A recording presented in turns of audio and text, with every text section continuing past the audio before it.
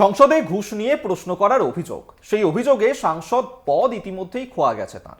ভোটের আগে কলকাতায় মহুয়া মৈত্রের বাবার বাড়িতে এবার তল্লাশি চালালো সিবিআই এর দিল্লির টিম। আলিপুরের এই বাড়িতেই তাঁর বাবা মা থাকেন। আনা হয় প্রিন্টার। লোকপালের নির্দেশে তদন্তে কেন্দ্রীয় গোয়েন্দারা প্রায় 7 ঘন্টা তল্লাশির পর পেরিয়ে যান সিবিআই এর আধিকারিকরা।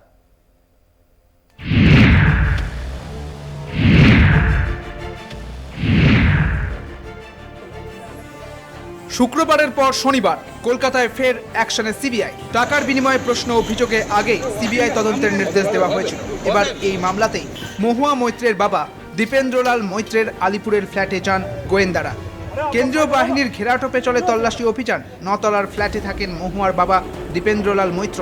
সেখানেই কেন্দ্রীয় তদন্তকারীদের একটি দল তল্লাশি চালায়। শুধু কলকাতায় নয়, মহুয়া মৈত্রের কৃষ্ণনগরের বাড়ি এবং অফিসেও হানা দেয় সিবিআই। প্রসঙ্গত, সংসদে ঘুষের বিনিময়ে প্রশ্নকাণ্ডে বহিষ্কৃত হন মহুয়া মৈত্র। সংসদে টাকা নিয়ে প্রশ্নকাণ্ডে মহুয়ার বিরুদ্ধে অভিযোগ নিয়ে গত 19শে মার্চ সিবিআই তদন্তের নির্দেশ দিয়েছিল লোকপাল। বরখাস্ত হওয়া তৃণমূল সাংসদের বিরুদ্ধে ওঠা অভিযোগকে গুরুতর বলে বর্ণনা করা হয় লোকপালের নির্দেশিকায়। এরপর সিবিআইয়ের তরফে মহুয়ার বিরুদ্ধে একটি এফআইআর দায়ের হয়। 6 মাসের মধ্যে তদন্ত করে সিবিআইকে রিপোর্ট দিতে বলা হয়। শুক্রবারই সিবিআই দিল্লিতে মামলা রুজু করে মহুয়া মৈত্র সহ অন্যান্যদের বিরুদ্ধে।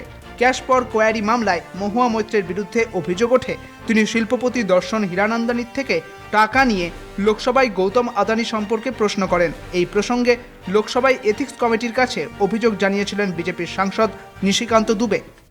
আমরা জানি মহুয়া মৈত্রের বিরুদ্ধে একটি গুরুতর অভিযোগ ছিল এবং সেই অভিযোগটি প্রতিষ্ঠিত এবং প্রমাণিত। মহুয়া মৈত্র নিজের বয়ানে তিনি স্বীকার করে। তৃণমূলের কথা যদি মানুষ বিশ্বাস করে সেটাই হবে। যারা বলছেন তাদের ফোন নাম্বারগুলো ভালো করে নিজের হাতের কাছে রেখে দিন। ঠিক জুন মাসের 7 তারিখে আবার তাদের সকালবেলা টেলিফোন করবেন, করে জানতে চাইবেন, উত্তর পেয়ে যাবেন। সিবিআই সবে মামলা রুজু করেছে মহুয়া মৈত্রের বিরুদ্ধে 2 দিন আগে। সেই মামলায় কি আছে না আছে সেটা কেউ জানে না। আর সিবিআই কে নিযুক্ত করেছে কে? সেটা করেছে লোকপাল। সেই তারা কাদের দ্বারা অ্যাপয়েন্টেড? একেবারে হাতে বাছা বিজেপির লোক, আরএসএস এর লোক, নরেন্দ্র মোদী নিজে বেঁচেছেন। যে নিরপেক্ষ সংস্থাগুলোকে গৈরিকীকরণ করে নিজের পকেটের সংস্থা তৈরি করে, আর টার্গেট হচ্ছে বিরোধী দলগুলো।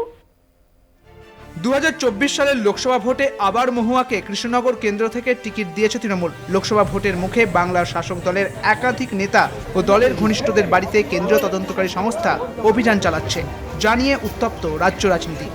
কলকাতা টিভি।